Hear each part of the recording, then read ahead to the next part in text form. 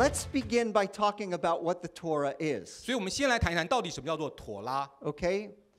So here's a trick question. What is the first book of the Bible? 所以我先故意刁难大家一下，到底圣经当中的第一卷书是什么书？ The first book of the Bible is? 圣经当中第一卷是。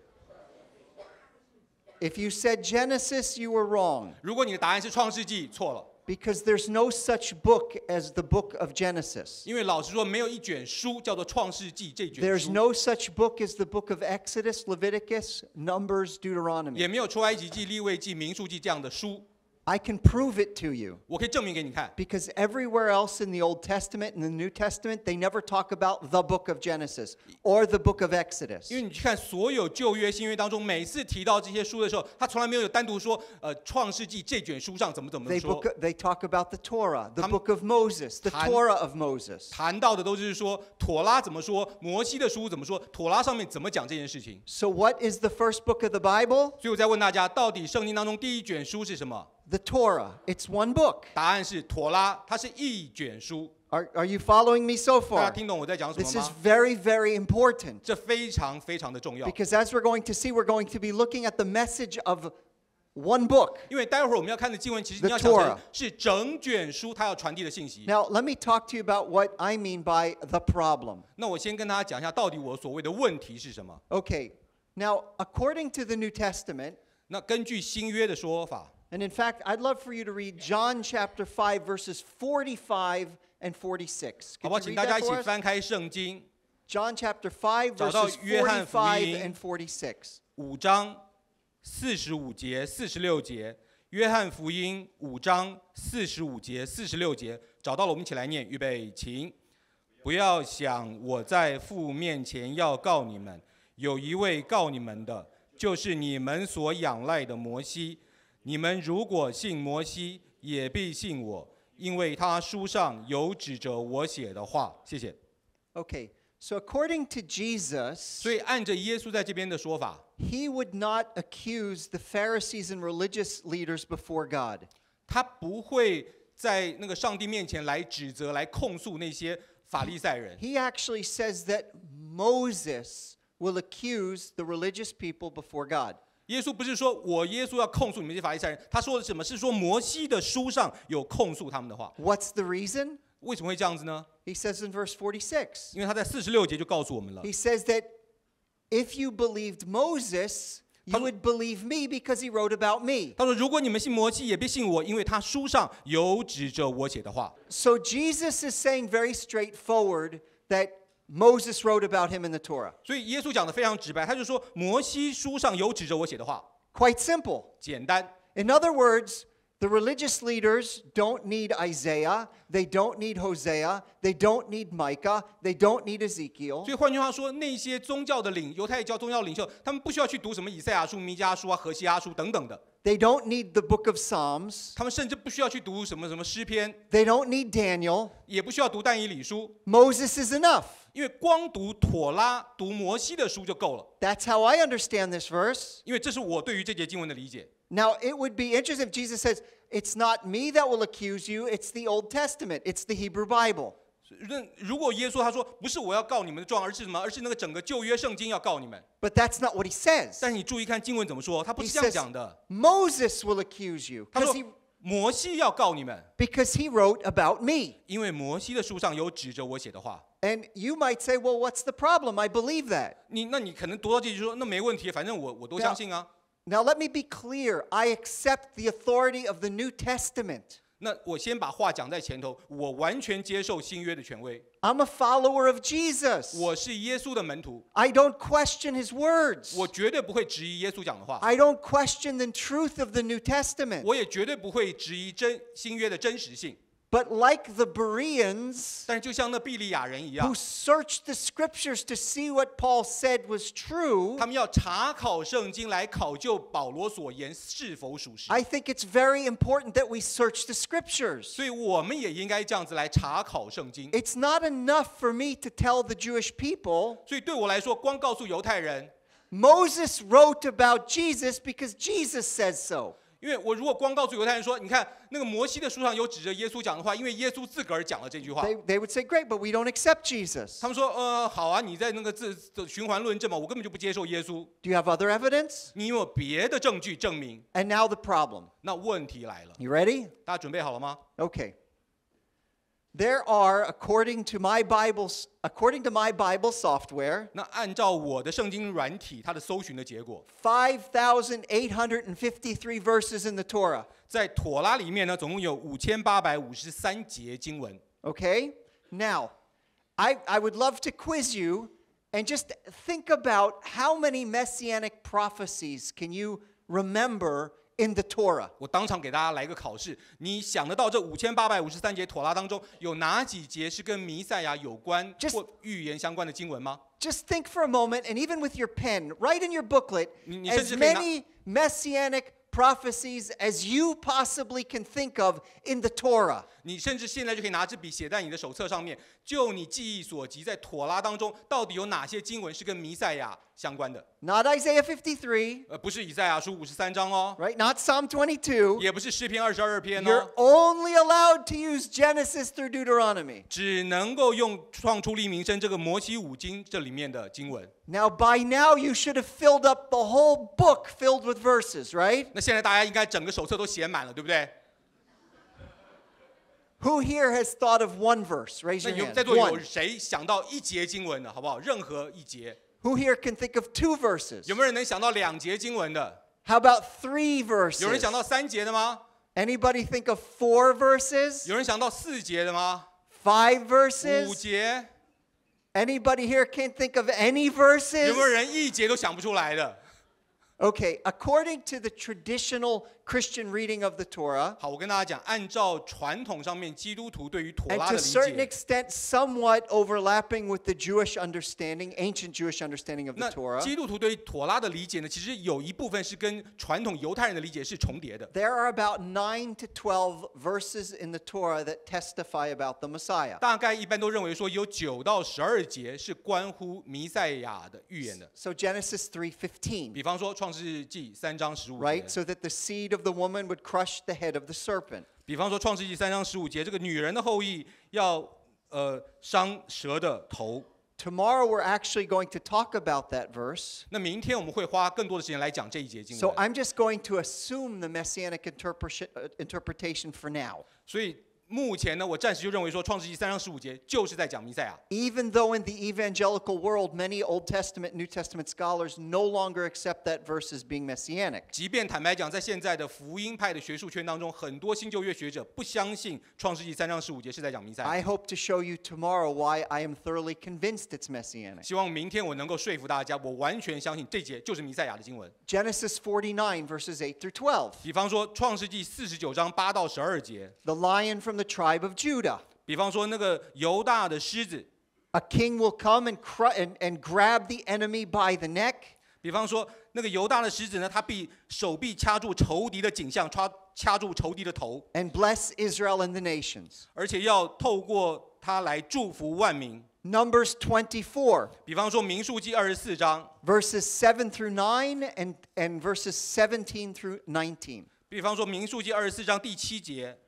We will be speaking about Numbers later on as well. 那待会儿呢，以后的后面的几堂讲座，我们也会讲到民数记上的经文， Deuteronomy 18:15, 或者说生命记18章15节， that God would raise up a prophet like Moses. 上帝会兴起一位先知，像摩西一样。 Even though in Judaism they would argue that that's not a prophecy about a person, but a preparation for a school of prophets that needed to be measured over against 即 Moses. 便是犹太教的人面对了那个生命记那节经文，他们都会说：哦，这可能讲的不是一个弥赛亚，而是讲的是一个先知学校，神要兴起一群先知团体。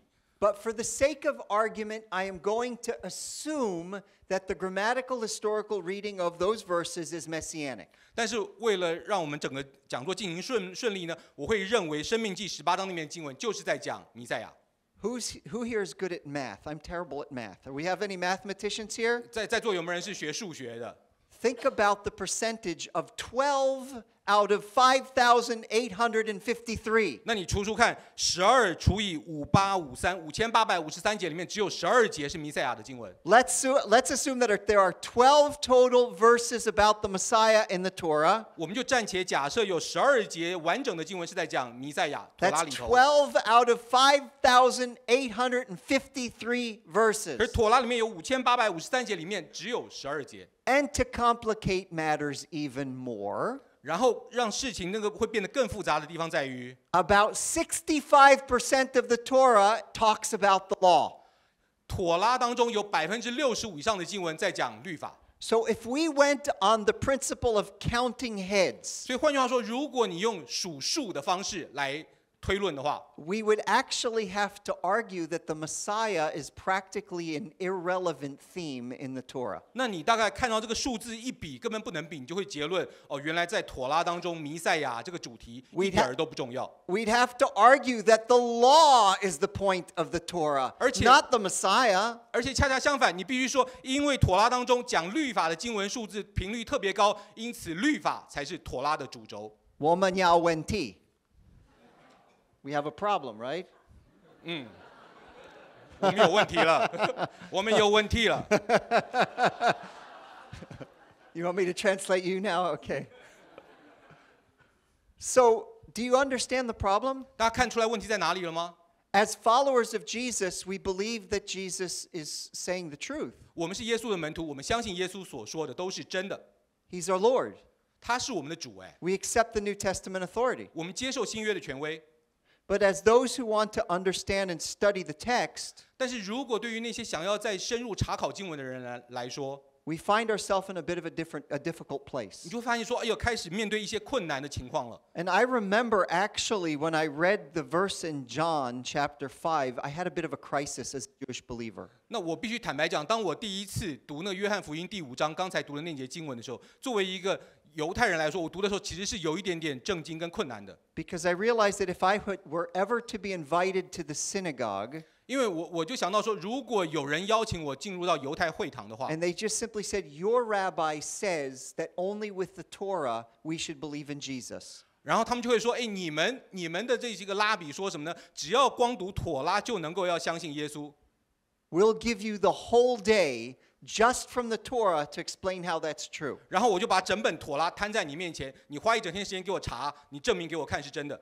And I realized then that my lecture might only be about 30 seconds. 然后突然发现说，糟糕，如果真的让我讲，我大概30秒就讲完了。 Because I couldn't intellectually substantiate what Jesus was saying. 因为我没办法把耶稣说的那句话，然后用真正的经文来加以佐证。 And as Bible lovers, this shouldn't just be a problem that bothers a Jewish person. 而作为爱好圣经、认真读圣经的人来说，这样的问题不应该只是我这个犹太信徒的问题。 This ought to bother all followers of Jesus. 这个问题应该是所有耶稣门徒都该要去问的问题。 The solution to our problem has to be in the Old 这个 Testament. 答案本身必须是要在旧约里面， And it has to start with Moses. 而且必须要从摩西的书上开始。 In other words, what I hope to do today is to challenge you to consider Moses himself as the meaning of the Pentateuch. 所以换句话说，我想要今天邀请大家一起来思考的是，当你把摩西自己他写整个五经当做一本书、一卷书的时候，他背后要传递的意义是什么？ And to consider the fact that Moses literally wrote about the Messiah. 而且来仔细思考，摩西他是不是真的就在字里行间、字按着字面讲到了弥赛亚？ But I would also like to contend that the Messiah is not a marginal topic in the Torah. 除此之外，我也要特别论证，弥赛亚绝对不是整个妥拉当中的一个次要或不重要的话题。 But you'd say, but wait a minute, Seth, there are only 9 to 12 verses in the Torah. 可是有人会说，等一下，你刚刚不是已经算过数学了吗？总共才那个12节，9到12节而已， That prophesy the coming of the Messiah. 对不对？9到12节在讲弥赛亚，5000多节在讲别的， 65% of the Torah is about the law. 65%讲律法。 So, Seth, I don't understand how you could even 你这个数 possibly 学 say that the Messiah is the primary goal of the Torah. 你这个数学怎么算的呢？明明数字这么小，你却说弥赛亚是整个妥拉的主轴。 Okay, now I'm going to take a risk and assume that you read an English book 那我接下来的那个投影片要有点冒险，可能大家要假设大家都读过接下来这本英文的书， or an English book that was translated into Chinese. 或者是读过那个中文的译本。Have you ever heard of C.S. Lewis? 大家有听过那个鲁易斯 Right? 路易斯吗？ And he wrote a book called The Lion, the Witch, and the Wardrobe. 他写过一本书叫做《狮子、女巫、魔衣橱》。And I remember seeing the cartoon of this before I was a believer in Jesus. 那在我相信耶稣之前呢，我小时候还看过这个卡通影片。 And I fell in love with the lion, Aslan. 那然后呢，我看了那影片，我就好喜欢那个狮子阿斯兰。And if you don't know the story, it's a story about this lion who comes to save the world. 如果你不知道的话，这个故事很简单，就是那个阿斯兰这个狮子呢，他来拯救了全世界。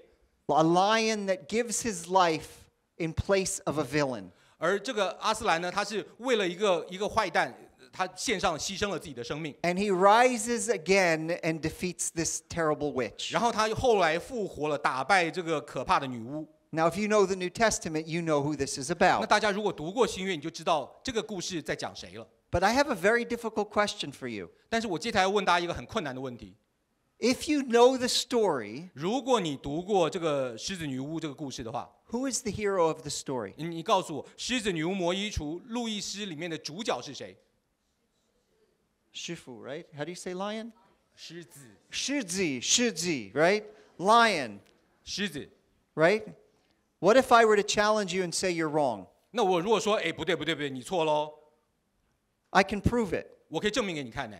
The beaver has more chapters about him than the lion. 你知道吗？因为那个《狮子女巫魔衣橱》这个小说里面，那个讲那个海狸的那个章节篇幅远大过讲狮子的。 I think of all the chapters, the beaver shows up about 65% of the time. 我甚至可以跟你说，你看鲁伊斯是那个笔下那个海狸，它出现的次数呢超过65%。 The lion only shows up at the end of the story, 然后那个狮子最后呢，只有在故事最后才出现那么一下。 and he only gets about 1% of the focus in the story. 换句话说，鲁伊斯整本书里面呢，讲狮子的篇幅大概1%吧，顶多。 Therefore, 所以 the beaver must be the hero of the lion, the witch, and the 所以那 wardrobe. 个海狸才是整个故事的英雄人物主角。 Now, you would say, of course not. 那你一听就知道我根本在瞎扯嘛。 Now, but why can you say that the lion is the hero? 为什么你能够说狮子才是主角呢？ How can you say that the lion is the 你 hero 凭什么说狮子才是主角呢？ if he shows up so little? 如果它出现的几率这么低， So there's a principle. 所以换句话说，背后有一个原则。 We would say quality over quantity. 我们会说这个值要胜过了量， Do you know that principle? 大家 Quality 听 over 得懂吗？ quantity. 值胜过了量。 And so you would say to me, Seth, it's not how often the lion 所以 appears, 关键不在于说狮子它出现的几率有多高， but what his function is in the story. 重要的是在整个故事当中，狮子扮演的功能跟角色是什么。 The problem in the story is the witch. 换句话说，鲁伊斯这个故事里面的问题人物是谁呢？就是那个女巫。 Who solves the problem? 谁解决了这个问题？ The beaver? 是海狸吗？ The lion. 狮子嘛。 So the whole story is actually built around leading us to the solution, which is the lion. 所以换句话说，鲁伊是把整个故事这样一路铺陈下来，是要带领我们进入到说真正的英雄人物是解决问题的那个狮子。So you would say, Seth, it's unfair to measure or find a hero based on quantity. 所以谁的歌？ You would tell me it's unfair to find the hero based on quantity. 那然后你会说哦不对，蒋元你这样子不对，你按照那个数量来决定谁是英雄人物。 You would say, Seth, we can only find the hero based on the problem and who solves it. 所以你会告诉我说不对，要读一个故事，你必须要从故事的剧情还有谁解决了这个问题来找到谁是主角跟英雄。 So when we think in those terms, how much of The Lion, the Witch, and the Wardrobe is about Aslan? 那你再想想，那个《狮子女巫魔衣橱》这本书里面到底有多少是在讲阿斯兰的？ 1%? 1%。What if the whole story is leading up to him? 但是问题是，反过来想，整个故事一路铺陈，最后的高潮就是要指向阿斯兰的。What if the whole purpose of the story is to bring us to Aslan? 整个故事之所以这样子安排，就是为了要让我们带领读者看见阿斯兰的。Then how much percent of the story is for Aslan? 那你再看看，说到底阿斯兰在整个故事当中占的篇幅百分比有多少？ 100%.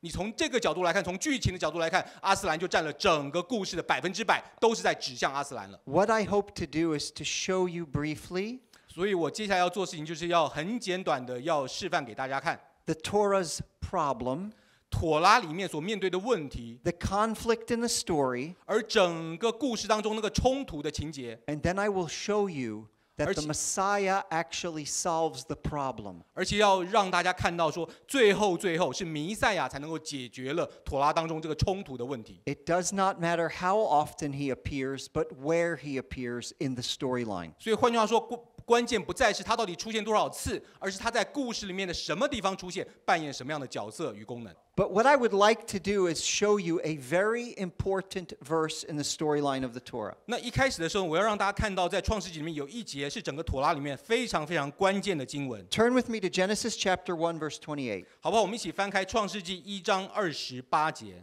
找到了，我们一起来读。预备，请。神就赐福。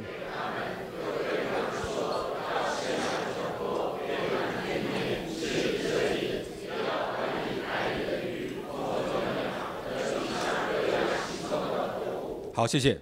So I want you to notice there are three things in this verse 我要大家注意到这节经文里面讲了3件事情， upon which the whole plot or storyline of the Torah 而在这个 unfolds. 3件事情的下面呢，是有一个整个那个妥拉里面的那个故事的情节在里面酝酿着的。 If I were to remove this verse from the Torah, 换句话说，如果我把这节经文从妥拉里面硬生生的抽掉， the whole Torah would come unraveled. 然后整个妥拉就散开来，散落一地了。 The whole choosing of Abraham would make no sense. 你把这节抽掉，你读到后面去拣选亚伯拉罕，那就没意义了。 Well, let's think about it. 我们一起来想想， There are three things here. 这边有3件事情。 What is the first thing that we see in the text? 你看经文，第一件事情是什么？ God 神就怎么样？ blesses. 赐福。 Do you see that? 大家看见赐福了吗？ God blesses 神- Adam, 神赐福他们， right? The man and the woman. God blesses them. 神赐福男女，赐福他们。 Are blessings important in the Torah? 你觉得对妥拉来讲，赐福这个主轴重不重要？ Think about the second to the last chapter of the Torah, Deuteronomy 33. 你往后翻一翻，看到那个生命记32章，整个妥拉的倒数第2节， And for time's sake, you don't have to turn there. You can write this down. 大家可以把那个经文的出处写下来。 Deuteronomy 33, it's basically the last chapter before Moses dies. 生命记33章几乎是摩西最后死前最后的经文了。 So in that sense, we can say that the last chapter is the epilogue of the story. 所以你从这个角度来看，可以说生命记33章后面是什么？是整个妥拉最后的那个尾声。 Deuteronomy 33 is the grand finale of the Torah. 换句话说，整个生命记33章是整个妥拉里面的最后的那个最高的尾曲。 What is it? 但里面讲什么呢？生命记33章， The blessing of Moses. 摩西的祝福。 Blessings are 祝福。 all through the storyline of the Torah. 换句话说，你读整个妥拉的故事情节里面，到处充满了祝福。 Are you following me? 大家知道跟得上吗？ Could you actually understand God's choice of Abraham without reference to blessing? 你从这个祝福这条线索来看，你看得懂为什么上帝要拣选亚伯拉罕了吗？ It would make no sense. 因为你没有这个祝福的线索，你不知道神为什么要拣选亚伯拉罕的。 Now, interestingly enough, what happens to this blessing in the early chapters of the storyline? 那有意思的是，你要看祝福这条线索，在整个妥拉故事情节的一初期，它到底是怎么发展的？ Adam and Eve 亚当夏 disobey, 娃，然后怎么样？ and what happens? 他们不听话，然后呢？ From blessings we have 从祝福变成了 curses. 咒诅。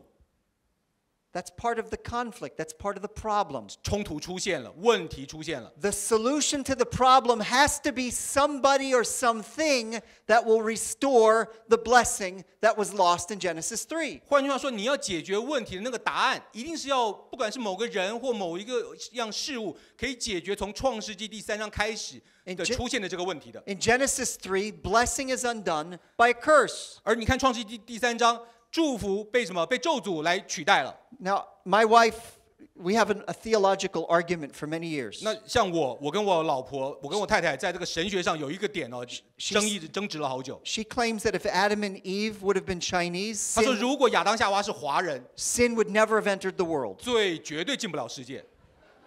She said because they would have eaten the snake and not the fruit. 因为她说，如果是华人，肯定先宰蛇，绝对不会去吃那什么苹果。Needless to say, they weren't Chinese, right? They were not Chinese. 然后但是他们当然不是华人。But I want you to think of the second part of this verse. 那我要大家来看看第二部分。Genesis 1:28, God blessed them and says to them what? 第二个部分，除了赐福之外，接下来跟他们说什么呢？ Be fruitful 要生养众多， and multiply. 要遍满地面。Are you following me here? 大家可以跟得上吗？ The promise of seed, is that an important promise in the Torah? 所以你看得出来说，那个后裔的应许对于整个妥拉来讲重不重要？ The promise of many children, is that an important theme in the Torah? 你觉得能够应许他们生养众多、子孙满堂，对于妥拉来讲重不重要？ You remove this theme of promise of many seed, and the Torah makes no sense anymore. 所以你把那个生养众多、子孙满堂这条线抽掉，那整个妥拉读起来就完全没有意义了。Are you following, right? 大家可以哈。Okay, and so this is actually a promise for life. 而这个应许是一生的应许， Right? 是生命的应许。Blessing and seed brings life. 换句话说，他祝福，然后呢，生养有后裔，后裔又带出更多的生命。 But think about chapter 3. 但是你看看第3章说什么？ God wanted them to be fruitful and multiply. 神要他们生养众多，遍满地面。 After God curses the serpent, he talks to the woman. 然后神咒诅完蛇之后，神对女人怎么说？ And how does this fall affect the woman? 而这个堕落这件事情对于女人的影响是什么？ Apparently, before this, having children was quite easy. 显然，在堕落之前要生小孩是很容易的事。 I've had 3 children, 我自个儿有3个小孩， and it was always easy for me. 那生这3个小孩对我来讲太简单了。 My wife, on the other hand, 但是对我太太来讲呢， had pain. 她反而是饱受生产的苦楚。 Interestingly enough, in order to have children, you also need to get along with your wife. 那然后，尤其是你要生小孩，你还必须跟你太太要相处得好， Fruitful and multiply. 因为你才能够生养众多啊。 Instead of getting along, 那除了要能够跟老婆处得好， Genesis 3:16, now there's conflict. 创世纪3章16节开始告诉我们说，中间有冲突了。 It's a problem that undoes or makes a challenge to this hope for life and children. 换句话说，对于一开始那个对于生命、对于未来的应许跟盼望，在创世纪第3章堕落之后，开始出现问题了。 Are you following so far? 大家到目前都还听得懂哈？ Okay, now let's think of the third aspect of this creation mandate in Genesis 我们再 1:28. 来看，回过头来看创世纪1章28节，这个创世的这个委托托付，它第3个部分。 So God blessed them, and God said to them, "Be fruitful, multiply, fill the." You can read 所以大 just 家 till 神 there. 就赐福他们，要他们生养众多，遍满哪里？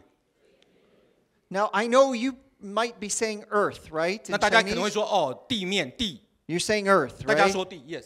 But in Hebrew, 但在希伯来文里面呢， the word is eretz. 但在那个希伯来文它里面那个字是 eretz， Not erez. Erez is cypress tree, a cypress tree. 不是坐在下面那 A 位香 cedar, a 伯 cedar tree, right? 香伯先生，他讲的是 But eretz，eretz eretz. 另外一 And 个字 eretz means land.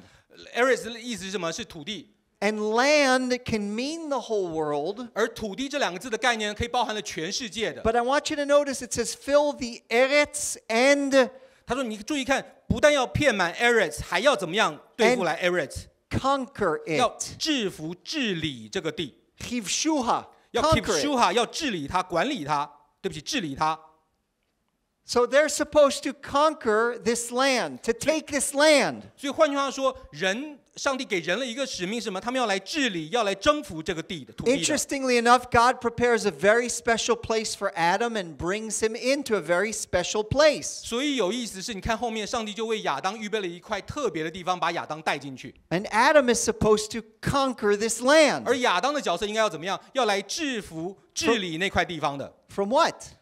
从什么呢？ From the snake.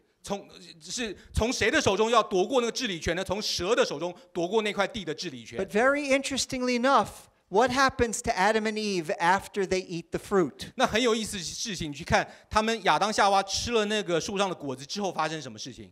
God throws them out of the land. 神把他们从那块土地丢了出去，赶了出去。 We call that in biblical terminology exile. 我们在圣经上给它有一个名词叫什么呢？就叫做流放、流亡、被掳。Are you following here? 大家到现在都还跟得上吗？ So we have the blessing. 所以你看到吗？我们有祝福， We have the seed and life. 有后裔，有生命， And we have the land 然后有土地， as gifts, 而且这土地是个礼物， gifts of grace. 是恩典的礼物。 And all of this is lost 而这全部的东西全部都失去了， through Adam and Eve's disobedience. 因为亚当夏娃不顺服、不听话。 Okay, you're following me so far, right? 大家到目前都可以哈。 So now, here we go. Oh, let's go back. I want you to notice something really amazing. 然后接下来大家一起来看经文上有一些很特 I 别的 want 地 you to 方， consider Genesis chapter 12, 好不好？大家一起翻开创世纪12章。 the first 3 verses. 12章，创世纪12章1到3节， Would you mind reading that for us? 好吧，我们一起翻开创世纪12章1到3节，找到了，我们一起来念，预备，请。耶和华对亚伯兰说：“你要离开本地本族父家，往我所要指示你的地去。”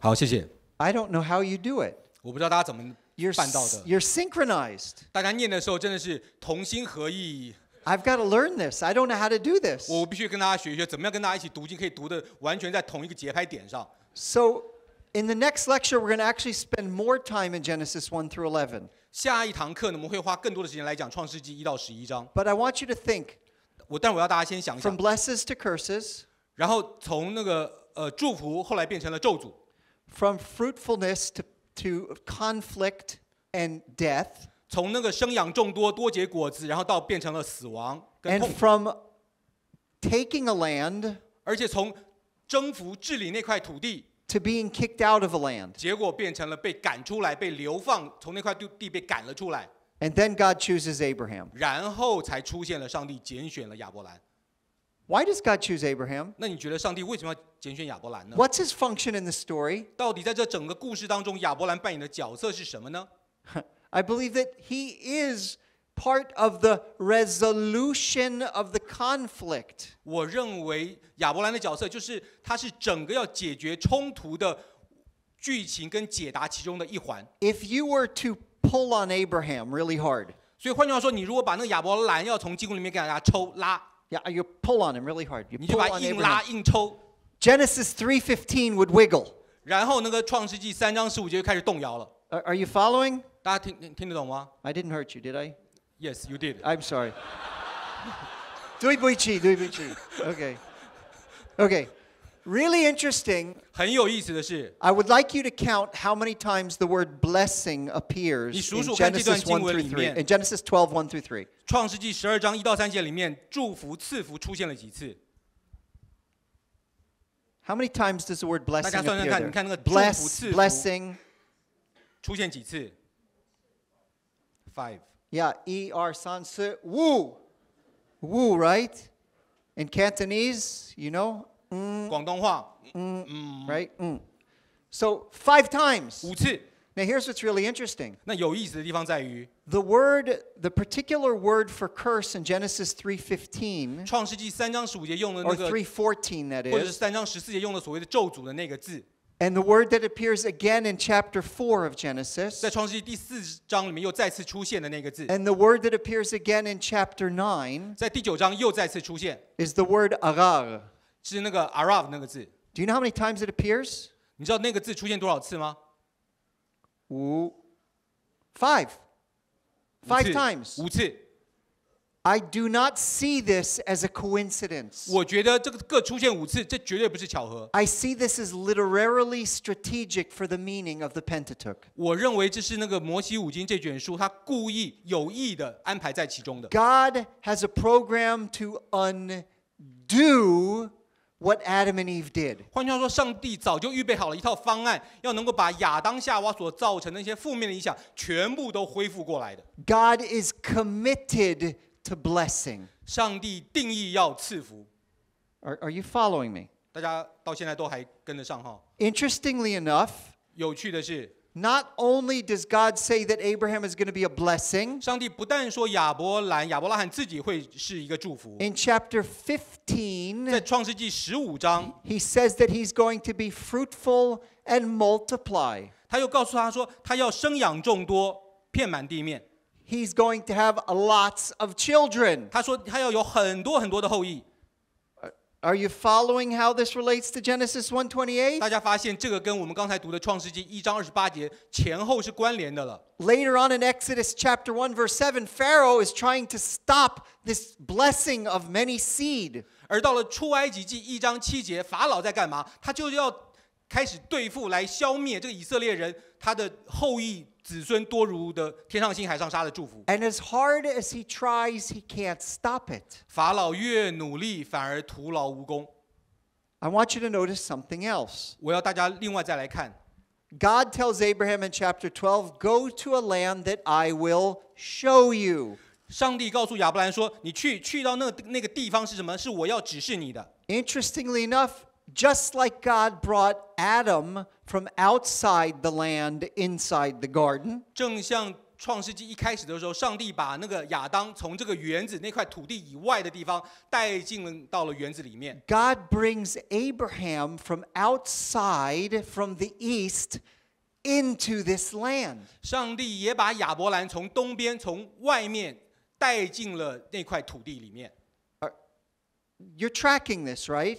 大家看得出来中间的关联性了哈。 In other words, my goal here is not to count how many verses I find about the Messiah. 换句话说，现在我的做法不是再去数说到底有多少节经文在讲弥赛亚了。 That's never how literature works. 那个文学不是看数学算的。 My goal is to understand how this text hangs together as a text. 我的目的是要什么？是要读这个文本，看它是怎么样彼此连贯在一起，成为一个文学作品的。 In some ways, reading a text is like watching a movie. 有时候你甚至看一个文本，就好像你在看电影一样。 How do you watch a movie? 你怎么看电影呢？ From beginning to end. 你从头看到尾才行啊。 And you always, as you watch it from beginning to end, you're always asking, how are all the parts related? 然后你边看的时候就边问说：“哎，这些个电影里面到现在各种情节、各个元素，最后是怎么样整合在一起的？ How do we read the Torah? 你怎么读妥拉呢？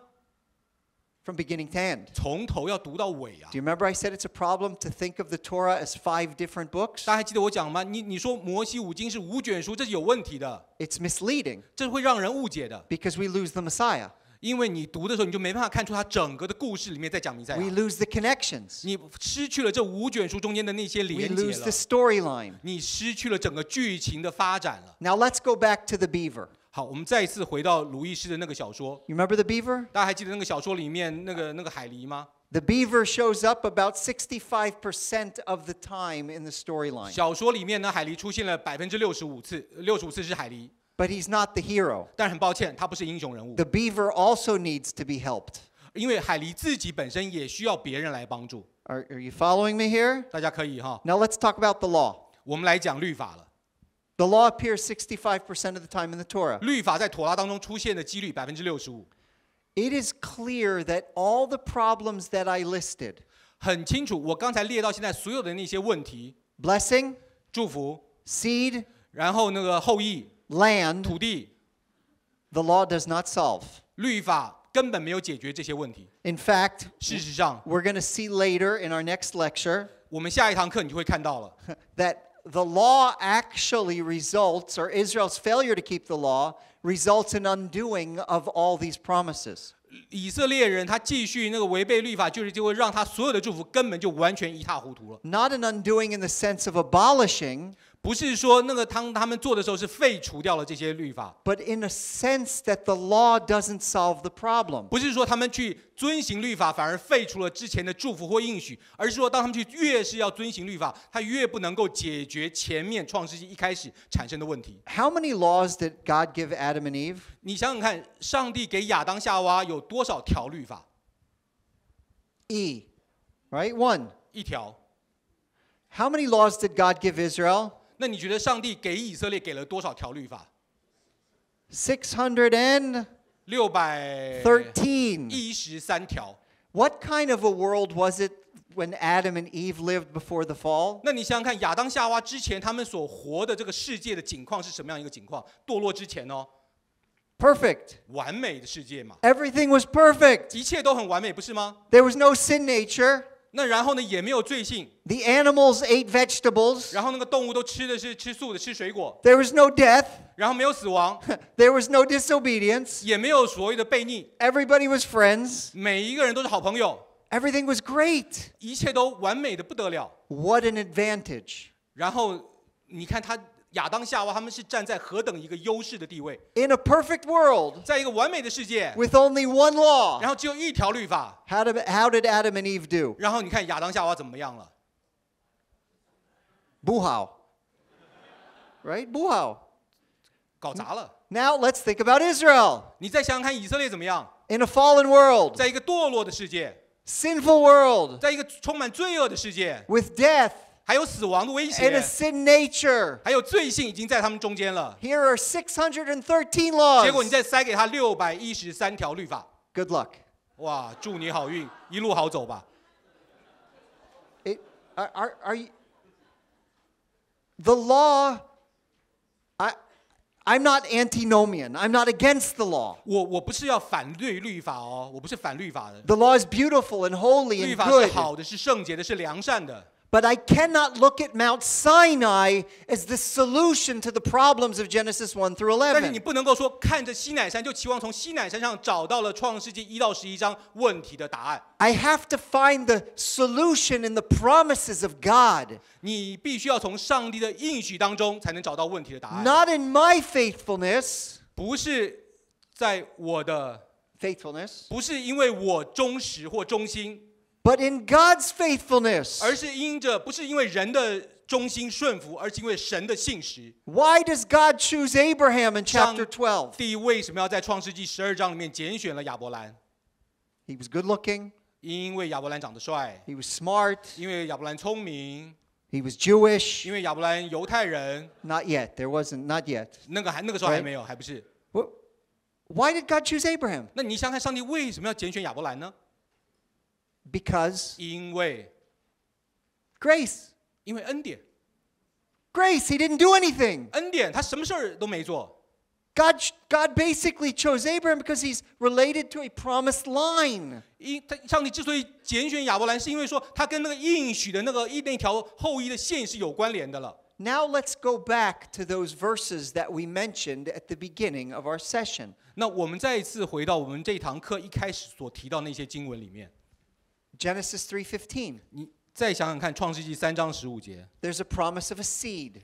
那里面就应许了有一个后裔， Are you following me here? There's a seed. 有后裔，大家可以吗？有个主题后 We're 裔 going 出 to look 现。 in depth at this later on, tomorrow. 我们明天会更多来看这个后裔这个主题。 But let me simply state this, that the whole solution is resting on Genesis 3:15. 那我先暂且先跟大家讲，简单的来说，整个问题的答案就关乎创世纪3章15节讲的这个后裔。 The ancient Greeks talked about two kinds of stories. 然后那个古代希腊人他们讲的说，故事有2种， There were tragedies and comedies. 有悲剧有喜剧。 Now, comedy didn't mean that the story was funny. 那喜剧不是说光说这个戏好笑，不是这样子。 Comedy meant that the story had a good ending, 喜剧的意思是说，这个故事最后的结局是好的， that the conflict was resolved. 那个冲突真实的得着了解决。 A tragedy was a story where the conflict remained unresolved. 而古代希腊人说什么叫悲剧呢？是故事的冲突最后没有得着解决的。If you take out all the verses I told you about in the beginning of our session, 如果你把我这堂课一开始给大家的那几节经文，你把它从妥拉里面拿掉、抽走， take out Genesis 3:15, 你拿掉创世纪3章15节， take out Genesis 49, 你拿掉创世纪49章， take out Numbers 24, 你拿掉民数记24章， take out Deuteronomy 18, 你拿掉生命记18章， guess what happens to the story of the Torah? 你猜对于妥拉整个故事会发生什么样的影响？ It goes from a comedy 它就会从什么？从一个喜剧 to a 变成了 tragedy. 悲剧。 I'd like to show you something else that's very, very interesting. 我要给大家看一些很有意思的东西。翻开创世纪49章， Genesis 49, 创世纪49章 verse 1. 第1节， What is Jacob doing here to the people of Israel, the tribes? 雅各在这边对他的儿子那12支派在做什么事情？ What's he doing? 他在干嘛？ He's blessing them. 祝福。 And your antennas ought to go up. Whoop. 然后你马上雷达要打开了。 Right? You ever see, like, we had a little dog when I was growing up. 然后在那个我小时候长大的时候，我们家有养一只狗， He was a dachshund. He was like a hot dog.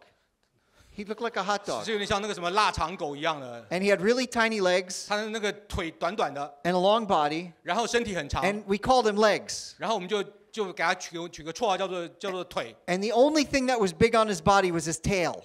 然后它唯一能够在它身体上看得到，就是它那个尾巴在那边摇。 And whenever you said something like food, 比方说，你每次在家里面跟别人讲话，讲到什么吃的， his tail would shoot up. 它尾巴马上 And it would start to go like this. 马上开始摇起来了。 Well, here's what's interesting. As you read through the story of the Torah, 所以换句话说，当你在读妥拉整个故事的时候， it's like a musical. 就好像在看那个音乐剧一样。 And you have throughout the Torah storyline, you have characters that give these little speeches. 那你在读这个妥拉的故事当中，发现说有许多不同的人物，他开始会讲一些不同的话。 And in the original Hebrew, they're written as poetry. 而在原来的希伯来文里面呢，雅各这边讲的话，它其实是一个诗歌体的， It's music. 是音乐的。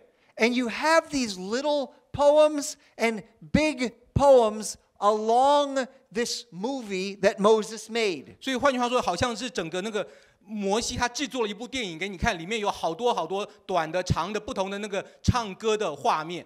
And at key places in the storyline, 而在整个故事主轴当中，一个很关键的地方是， a character starts to speak about blessing. 尤其是当那个人物开始讲什么讲祝福的时候， Boing, the tail should go up. 然后你那个读经的雷达那个 Because 尾 you 巴就开 realize 始摇起来了， this is really important. 因为你马上要察觉到，哦，这非常重要。 How are we going to be blessed? 我们该怎么样能够领受到这样的祝福呢？ Do you remember we talked about Deuteronomy 33 as the blessing of Moses as the grand finale? 还记得我们讲说那个生命记33章是摩西整个叙事最后的尾曲，他要讲祝福吗？ If you reversed your car a little bit and went back to Deuteronomy 28, you'd find lots of curses. 然后你把那个倒带倒到生命记28章前面几章，你发现摩西讲了好多的咒诅。 Curses for what? 咒诅是干嘛？ For disobedience. 因为他们不顺服， Just like Adam and Eve. 就像亚当夏娃不顺服一样。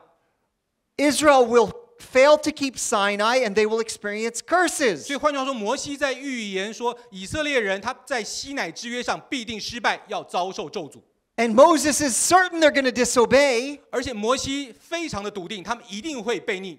And yet the Torah ends with the grand finale of Israel being blessed and the nations being blessed. 但是整个音乐剧最后的尾曲的高潮是用祝福来结束的。 Where does this blessing come from? 那你觉得这祝福从哪儿来呢？ That's when we look at these poems in the Torah. 所以我们要回过头来看妥拉当中的这些诗歌。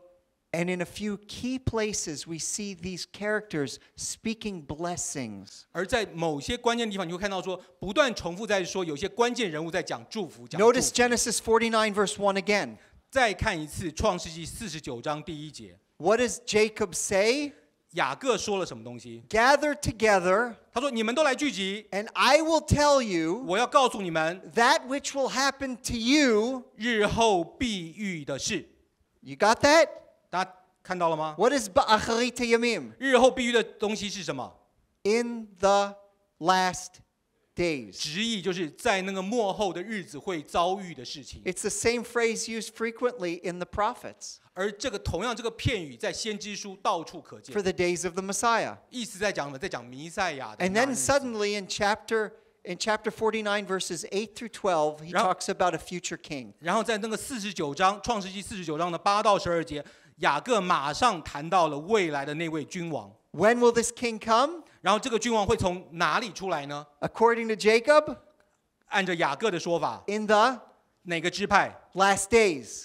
对不起，什么时候？在末后的日子，在日后。 And this king will bring blessing. 而这个君王会带来祝福， This king will defeat the enemy. 这个君王会打败仇敌， This king will rule over Israel. 这个君王会来统管 This 以色 king 列， will rule over the nations. 这个君王会统管列国万 Let's 民。 just get rid of this verse. 那你如果把这几节 Let's 经文 just，cut out Genesis 49. 你把整个经文或甚至创世纪49章从妥拉里面给它抽掉，看看 The whole storyline it turns into a tragedy. 整个故事的情节最后结局就 Let's 是 look 悲 at 剧收场。 Numbers 24. 你再往后翻到那个民数记24章， Numbers 24. 民数记 We have 24 another 章 poem. 有另外一首诗， It's the story of Balaam.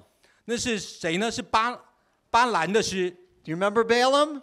大家还记得那个巴兰吗？ What does Balaam come to do to Israel? 巴兰那个来干嘛的？ To curse 咒 them. 诅，要来咒诅以色列的。 But every time he tries to curse Israel, 可是他每次要开口想要咒诅以色列的时候， he 他就blesses them, 就被人祝福了。 right? He's blessing. 他在祝福， And the whole of chapter 23 and 24 is all about this prophet who's blessing Israel. 所以民数记23章、24章根本就在讲说这个先知他怎么样在祝福以色 But 列。 in chapter 24, he then starts to talk about the coming of a king who will bless Israel. 而在民数记24章，巴兰甚至更明确提到说，有一位君王他要来祝福以色 And 列。 when will this king come? 而这个君王什么时候会来呢？民数记24章14节他说什么呢？他说：“我告诉你，这民日后要怎样待你的民。 I'm going to tell you what this people will do to your people. 我告诉你，这个百姓以色列人要怎么对付你们这些 Ba'achalit yamim. 日后末后的日子。 You know Hebrew now. Good.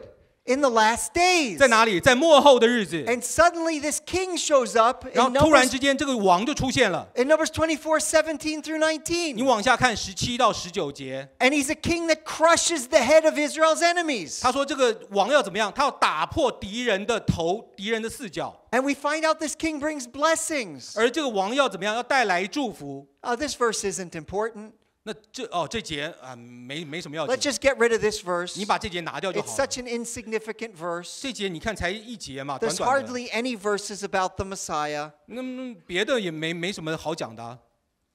We get rid of this verse, 你把这节拿掉， we lose the solution to the story. 你就失去了整个妥拉里面问题的解答，要怎么得着 Because 答案。 blessing is not going to come through my obedience, 因为祝福并不是来自于你我的顺服， but through God's faithfulness to fulfill the blessing. 而是要来自于神的信实，他必然要成就这样的祝福。 And over and over and over and over again, this story leads us to a seed, a king who will bless all 而 nations. 整个妥拉故事一而再再而三的带领我们看见了这个人物，这个君王，最后要来祝福以色列还有全地。